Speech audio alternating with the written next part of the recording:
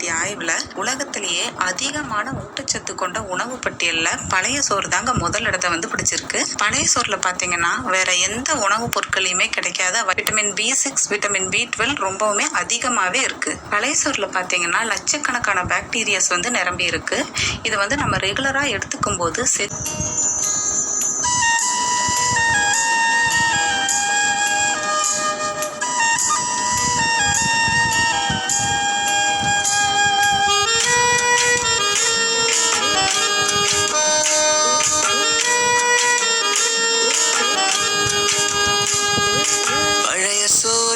பச்சை மிளகா